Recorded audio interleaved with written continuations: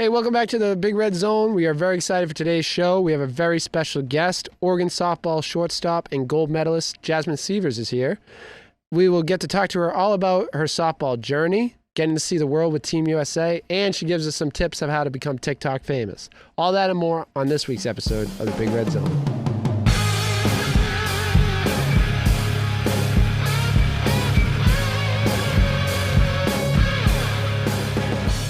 Welcome to the podcast. It's Big Red Zone. I'm your host, Big Red.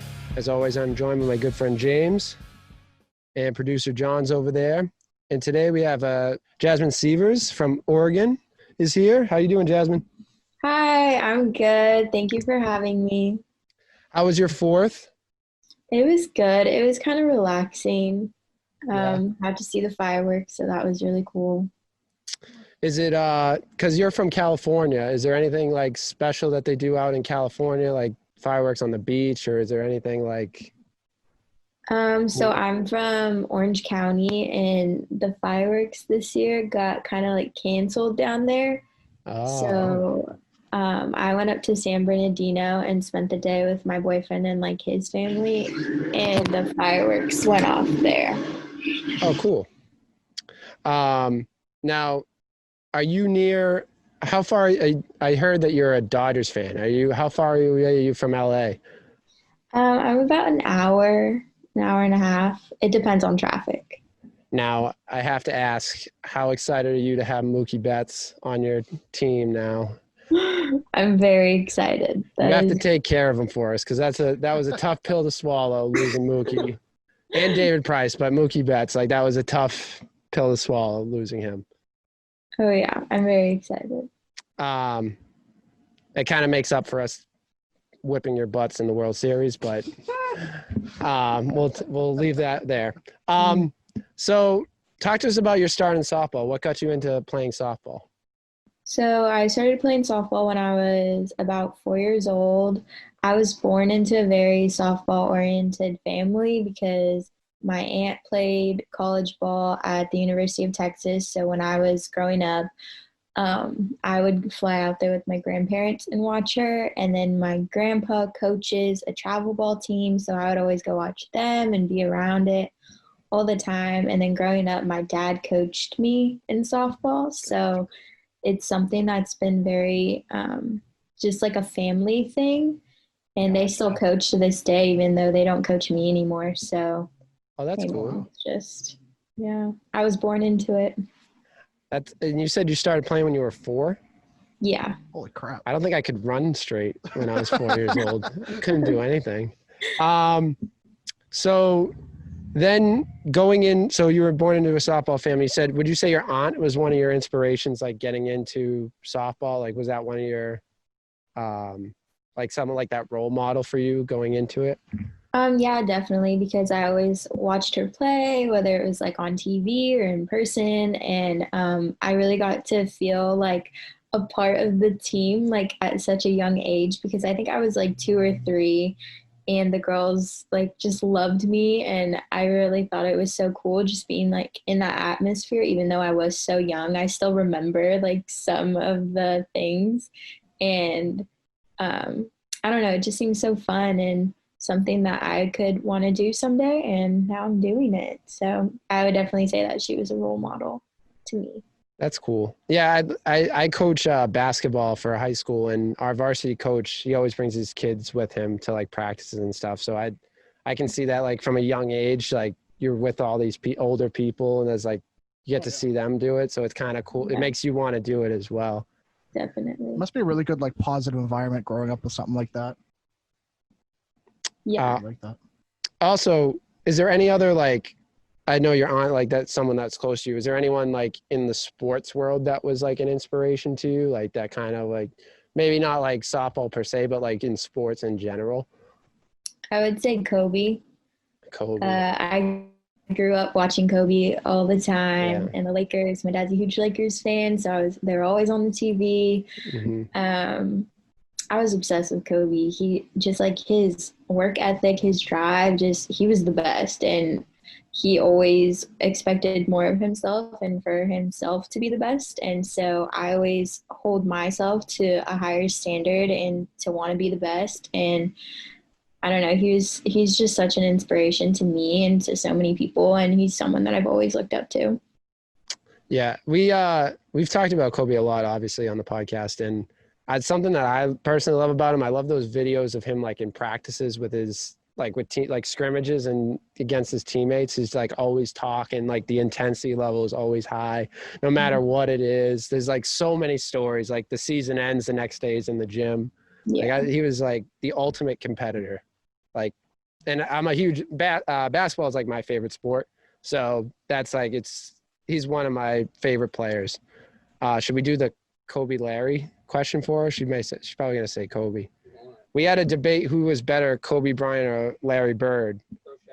And Shaq. Shaq was in there too. But who would you rank those players? Shaq, Kobe, and Larry Bird. I know she's not a Celtics fan, so Larry Bird's going to be low on the. Why is Shaq even in this? I don't know. I don't know how Shaq got in the conversation. All right. Well, here, what do you think? Shaq. I would say Kobe, and then Larry Bird, and then Shaq. That's the first. I think that's the first in that order. Yeah. No. Normally it's Kobe, Shaq, Larry, or Larry, Kobe, Shaq. I don't think anyone's put like Larry in the middle. I like it though. I'd be. Doesn't work, right? Can you hear my mic? No, unfortunately, no. John. No. Do you want it? You want it? John's wearing a Dodgers hat too, just out of coincidence. So that's kind of Love ironic. that. He's a big Mookie guy, so he sports him everywhere. Yeah, I'm a Larry Bird guy, obviously from Boston. Larry's like my guy, and for the same reasons. Like he's a competitor, he's intense, but I love Kobe too. So getting back to you, you're at Oregon now. Talk to us about how you decided Oregon. Was it like always been your top school? Was it kind of? Yeah, so growing up, I knew that. So in softball, it's like you get recruited at a very, very young age. Like it would start in basically middle school when colleges would come and watch you. And so it was kind of like a lot of pressure, and you kind of had to have schools that you potentially wanted to go to at a very young age. And sometimes you were thinking about college before you even knew where you were going to high school.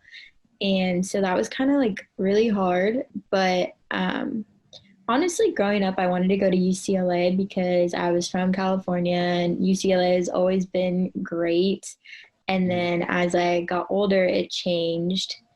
And Oregon reached out to me when I was in 8th grade, and they were recruiting me and watching me a lot. And I had other offers, but I visited Oregon and I went to a camp, and I was supposed to visit another school the next following weekend, but I loved Oregon so much and the atmosphere and the coaches that like I knew that I wanted to go there, and that being there just felt right in my heart. And I had never really felt that way before. Like I just knew I was supposed to be there. And so I got home and I called Coach White and I was like, I want to be a Duck. And he was like, okay. And that was basically it. That was the whole story. So That's crazy that you get recruited like in middle school. I didn't know that is softball like one of the only sports that you get recruited that young? yeah, it used to be like that, but now I don't think colleges can talk to you until you're a junior. They changed the rule. Yeah. Cause cause that was interesting. Cause I did a grad assistant coaching position at a school, and I was doing like some recruiting stuff, and I was reading all the stuff. And granted, it's a D3 school, but it was like there was very specific times when we can talk to them. And I think it was junior year was when we could start talking to kids. But yeah. That's nuts. Like you knowing where you're going to go to school when you're in 8th grade. I mean, it must make a lot of pressure in senior year. You don't have to worry about school and picking your school, but that's nuts. It was just pressure because even though I was committed there, it was like from such a young age, it was like if I wasn't performing or if you're not just at that level, they could take it away from you because you don't sign until you're a senior. Oh, so you don't, just because you're committed there, they can, in 8th grade, they can take that away they could have taken that away before that? Yes. Wow. That stinks. That's a crazy, like, I don't know. That's wild. So in your first year, you were hurt to start your first year, right? Yes, I was hurt at the very beginning of the season, and I think I missed the first 5 games. And your first game was pretty wonderful. You had like a great day, 3 for 3, right, with a home run and a couple RBIs. Yes. That's not a bad way to start off your college career. That's pretty amazing. So talk to us about that game, because that's like, anyways, it's gonna, like, your first college game is like something you'll always remember, but having the day that you had there makes it even more special. Yeah, I was really excited because it kind of sucked. I was hurt, and even though I felt better, we had to take like the right protocols and just make sure that I was fully okay before I was able to play. And so just being on the bench and watching everyone play really got to me. So once I was cleared, and I was told that I could play our final game of the series, or when we were on the road, I was so excited. But obviously I was super nervous too because it was my first collegiate game. And I usually get butterflies before every game, but it's more of like a excited thing, not really a nervous thing. And then once I start playing, it all goes away and I just get into my zone. But it's definitely a game that I'll always remember. And my family was there too. So that just made it so much more like just better for me. And I felt more comfortable. And I don't know, it was a great experience. I really wasn't expecting to do like that well in my first game. But I mean, it happened, and it's just a great memory, and it was really exciting. Now, even though you went 3 for 3 that day with a home run, you're also a defensive player as well. You're all your freshman year pack all defense. Talk to me about that. Like defense is sometimes not like the highlight. Like not everyone looks at like defense as like a big part. That's a big part of the game, but they look at more of like the offensive side. So talk to me about your mindset for defensively. I've always loved defense. It's something that my dad used to harp on me for. I am obsessed with backhands and just working on my glove work and just all of that. And so I really take pride into my defense, and I expect myself to make the tough plays, to make the easy plays, to make any play. Because if you can't, then why are you out there? Like, you need to defend. Defense is just as important or even more important as hitting. Like, defense can win you games, it can lose you games. So I really take pride in my defense, and I think it's so much fun, especially I do play shortstop, so I'm always doing something. So it's not like I ever get bored out there. I don't know. I just really love defense a lot. So we work for a baseball team, a summer collegiate baseball team. And I was talking with the coach, and one of his, like, he was coaching a game this year, his last game of the year. And this kid who was he was a monster. He could hit the ball like it was crazy. He was like, hit home runs left and right, but he cost the game, the last game of the season, and because he missed a pop fly. He couldn't catch a pop up. So like, and they end up losing that game. So like it's like defense is so important. If you can't make a play, then there's very little room for you on a team. You know what I mean? Yeah, at a high you can't level. afford those kind of errors. You can't afford that. mm-hmm. Now for this last year that we had before COVID broke out, how much of the season did you get in? Because I know it was early, but I know some teams already started playing games. Yeah, we actually were at Cal. We were just about to start our first pack series. So we never actually got to pack play, but we played some preseason games and stuff like that, but we never actually got an actual season. So. And you don't lose a year, right? they said you're not losing a year of eligibility, right? No, I can, if I want to, I can take the extra year, but it's up to me. Gotcha. That's cool. And how you guys look for next year? Are you do you have everyone's coming back, obviously, right? Because you're not losing anyone from everyone has their eligibility. How are you guys looking for next year? Oh, we're looking really good. I'm so excited. We have so much depth, so much talent. It's going to be, the practices are going to be intense and just such a competition, and we're all going to have to compete, and it's just going to make us all so much better. And I'm so excited to get out there again. When's the softball College World Series? When does that usually happen? Oh, It's in June, right? I think so. It's like it would have just ended. Yeah, right? Yeah. Because I looked it up early, like a little while ago, and I think it's like the end of June. I think it would have been this year, the end of June. Yeah. So hopefully next year at this time you'll be holding the trophy by now. Yeah, hopefully we'll be in Oklahoma holding that trophy. And also last year, not to go back, but you played for Team USA. You got to play for Team USA. Talk to me about that experience.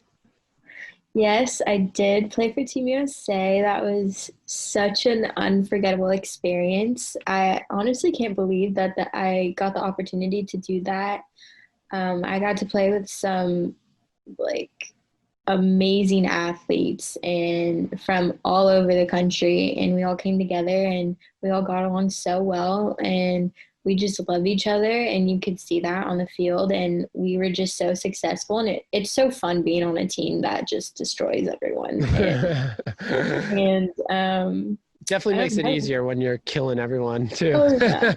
Oh yeah, and we had some of the best coaches, and I learned so much from being on that team, and we also got the opportunity to work out with the older USA team, and so just being around them and just all the knowledge that I've gained, and just even just competing with other countries and traveling, and I just really got to see so much that I would have never seen if I wasn't on that team, and so I'm super grateful that I was able to do that. Where would you play? Did you move around the country? Did you go to other countries? Yeah, so I went to Paris, Ireland. We went to Georgia. I think we went to North Carolina, Texas. We were kind of everywhere. And then the World Cup was in Irvine, California. So where's that compared to where you live? Because California's so big. It's hard to tell where. Yeah, it was only 20 minutes away from me. So I had my family there at every single game. That's cool. That's a home game for you. Yeah. So that was cool that you got to go to different countries. Cause I knew a couple years ago at the place we had Team USA baseball come to the college Team USA come, and they went to I know they went to different stadiums around us. In Massachusetts, but I didn't know where else they went. So it's interesting you got to go to Ireland, France. That's pretty cool. Yeah, it was super exciting. I had never been out of the country before. Oh, that's cool. Any crazy funny stories of interesting experiences or anything you learned for out of the country? I would just say that Paris is super different than what I imagined it to be like. How so? It's just there's a lot of people, and people don't know how to drive, and the roads are super tiny, and we were in this big bus, and the small cars would just try to cut us off, and it was so scary sometimes, but it was fun. We didn't die, so that's a success. Did you know where you were supposed to go this year? Were you playing for Team USA this year? No, it was just one year. Yeah. Thing. Gotcha. Is there any memory that stands out to you, either from Team USA or, that's probably a big jump, but Team USA or Oregon? Is there any best memory so far in your career there, or? Probably my best memory is winning a gold medal against Japan. So That's pretty cool. That's crazy. How's because we had the Team USA baseball team played Team Japan, I think, here. What are some of the things like you noticed from how they prepare to play the game versus like Team USA? Is there any differences? they are super just like, I kind of think of it as like they're a military, but Yeah. for softball. And it's like insane. Like we actually became friends with some of the girls on Team Japan and in Paris actually, because we were staying in the same hotel. And so we spent some time with them and they would tell us about like what goes on and like their schedule. And I'm just like, that's insane. Like I don't even know. Like they would play and then they would go practice after. Or if they didn't play, they would practice from the morning till nighttime. And it's just like, I don't know how they do it, but it's like their whole entire lives that they're on that team. Yeah. So it's Like crazy. a well-oiled machine. Like that. Like that's how they were. Like when Team Japan came to Brockton, they got there at their time and they went in the locker room quick, came right out and did a whole like well-structured practice before their game. It was like unreal. Like it was probably the best run practice I've ever seen run in any sport that I've ever played. It was amazing. It's wild. And everything's like fundamentally sound. Like every part of the game is fundamentally sound. It was, and that was like my little cool experience because like that was the first time I ever saw like another country's team play, and it was cool to see that. Yeah, to see it like up close and experience that like in person. I assume much different than seeing it like on TV. Yeah. So one thing that we also got to ask you, and I'm sure you get this all the time, is you are considered TikTok famous. And we too at the Big Red Zone have a TikTok, and we're trying to become TikTok famous. So we're interested to hear what you have to say about this. Not to brag, we have one TikTok over 90,000. Okay. 100,000? 100? Wow. 100,000. Not to toot our own horns here, but 100,000, not bad.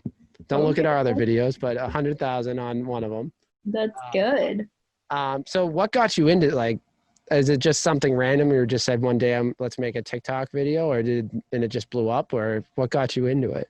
So honestly, I would say it was Team USA. So there was a girl on the team. Her name was Jada, and she was into TikTok, and we were like, oh, like, no, like, we're not gonna do that. I don't know. And then me and Skylar, we were in the hotel one day, and I downloaded TikTok, and I was like, Skylar, like, let's do this dance. And she was like, okay. And then I posted it, and it like got a lot of views and like kind of went like viral for my first video. And like I thought that was just like normal because like it was my first one, like I didn't know. But that wasn't normal. And then I was like, okay, like I'm never posting again. Like that was a one-time thing. And I was like, I'll just scroll. And then I ended up like posting more, and it was kind of like a joke. And I just did it for like fun because obviously me and Haley did like our own dancing videos, and like she would post them and stuff, but I never really like did my own content. And then I kind of just kept posting and posting, and then it kind of like people just like liked it, and so I keep doing it, and it's fun. I love to dance, so it's just something that I do for fun. I don't really do it for like views or the likes or just anything. It's just I enjoy doing it. And it's amazing. Like I just think with TikTok, like the technology base, like you can do so much on it. Like I saw on your page, one of them you have like I don't know how this is because I'm not good with technology, but the 3 you had like yourself 3 times. I don't know how that's even possible. I sound like an old. I produced that. I sound like an old man. I don't. It's like crazy. These kids in these TikToks. I have no idea how you do it. Is it like a filter? I don't know. Yeah, it's like an effect. I was very impressed. We got to mess around with that, John.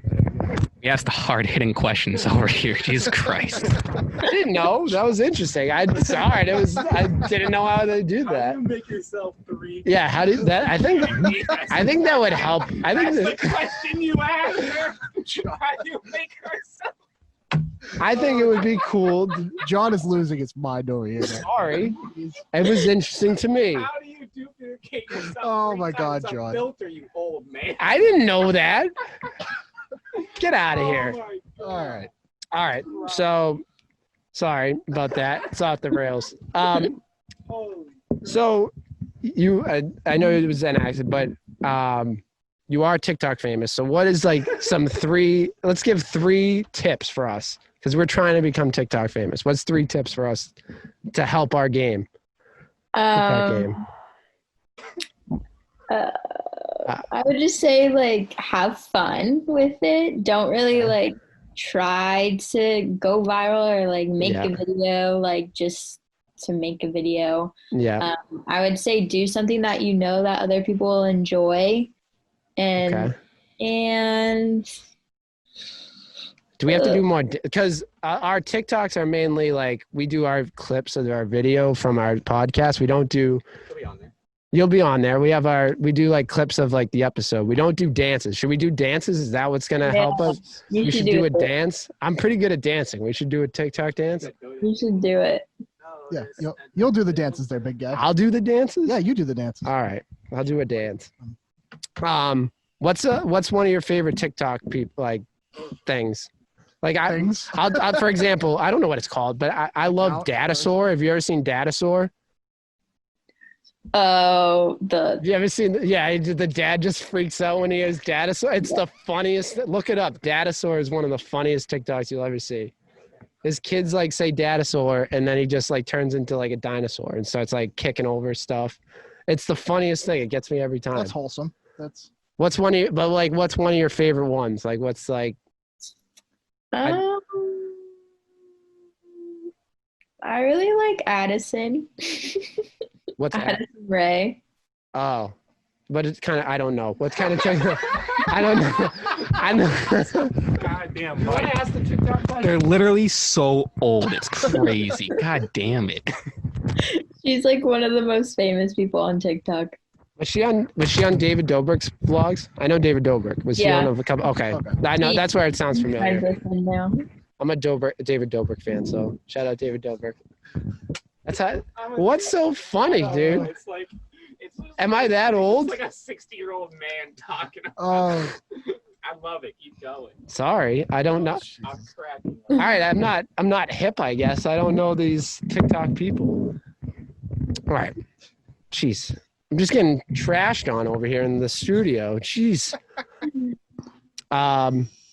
So that's cool. So you're 3. I don't know where you go from that. So going into next year, we already talked about it. You want to win the World Series. What are some goals going into the last? Because you have 2 more years, the next or 3 more years technically for the rest of your college career, and honestly after that. I would just say to enjoy my time. I've learned that it goes by really, really fast, and to just really cherish every moment and opportunity that I get, and to not always be so hard on myself, and to just have fun with it, enjoy my girls and my coaches and the presents and just all the memories that I get to make along the way. But also to perform at the highest level and to just be better and better every single year. I kind of had a rough start or a rough season this year, and so just to like build off of that, and I've been working on some things, and so I should be back and better next season, and so I'm really excited to redeem myself. But yeah, just to elevate my game and to just always constantly be better. And then after college, I don't really know. I want to have a family. I want to get married and just travel. I think that'll be so fun. What's your major for school? What are you? So I actually just changed my major. Sociology is my major now. Okay, cool. What have you decided? Have you thought about what you want to pursue in sociology, or? So I was kind of thinking down the more like social worker path. Okay. I think that's something that I'm totally interested in and I would do really well at. but I'm not really sure. The whole goal was to be a stay-at-home mom, but if that doesn't work out, then I think social worker would be good. Do you want to try to play softball? Is there like avenues to play softball post-college or? So there's a pro league, but softball is not something that I want to be my career or my life. Gotcha. I love it and I love watching it and being around it, but once I'm done with college, I want to move on from that. So. And would you maybe coach someday, like just whether it be like your kids someday, like college, high school or town or something like AAU or something? Yeah, maybe my daughter when she's little. Cool. But. What, and not to backtrack too much, but have you heard anything like how the season's going to be affected next year with COVID? Because I know like fall ball, like I'm sure that's going to be strongly like affected very much so, but. Yeah, really all we were told is that the season's going to look very different, even the fall and just everything. And honestly, football isn't looking too good right now. So really? If that gets canceled or moved or just anything happens with that, and that affects all the other sports. And so we don't really know what's going to happen. It's kind of like a day by day thing, but we heard that we might not have a preseason. We might not have fall games. We might just jump right into pack play, which I don't really know how that would go, but I just heard it's going to be super different. And so I don't know. We'll just see. Wait and see. Yeah. And so I think you said it, but like you don't think it looks good for fall ball next year. It's probably just you're just hoping for, pack play and like the regular season happening. Yeah. Yeah. I don't know. Is your school, just curiosity, is your school opening up for like on campus stuff, like just school in general? Because I know some schools are going back, some schools aren't. Yeah, so we were supposed to be good for the fall and have students come back and stuff, but there's been a lot of cases going on with COVID and stuff at the school with students and athletes who are there right now. So It's kind of backtracking, and so we don't really know. I mean, it's only July, and we start school really late. So I don't go back until September, so things can change. Gotcha. But as of right now, we're supposed to go back and have like a regular school type of thing. Gotcha. Who's there now, out of curiosity? I didn't know like athletes would even be there right now. Yeah, football has been there for a few weeks, and there's kind of a lot of cases on the team right now. Oh, geez. But women's soccer just got back. Some basketball players are there. But yeah, so they're all there right now. So it's kind of just a wait and see how this fall season goes, and then we'll hope for the best in the spring. Yes. Kind of looking. And also we don't know with the, because we're hearing there may be a second wave of it, so that could affect the springtime too. Well, we want to thank you for coming on, Jasmine. It was great. Do you have any plugs that you want to put out? TikTok, Instagram, Twitter, whatever? Yep. You can follow me on all social media at Jazz Sievers. And yeah, thank you so much for having me. Thanks for coming on. And we'll see you next. I don't know what I'm saying. I don't even know what. Is there anything else we have to plug? Shout out 100,000 on Instagram. Oh yeah, you hit 100,000 on Instagram, I think. Oh yeah, I did. We had when we messaged you, I think you were at 199. Not 90. No, 99. 99. That's not how math works, Big Red. Had 100. Yeah, that's right. 99 comes after 100. 100. I'm all screwed up. I'm all screwed up. Yeah. We're working on our 1,000. Will you join our quest for 1,000 followers? Yes, I got you. Thank you. Appreciate it. As always, go follow us on Instagram at Big Red Zone and Twitter at Big Red Zone. And if you're watching this on YouTube, like it and subscribe to our channel. And tell a friend. Thanks for listening, and have a great week, everyone.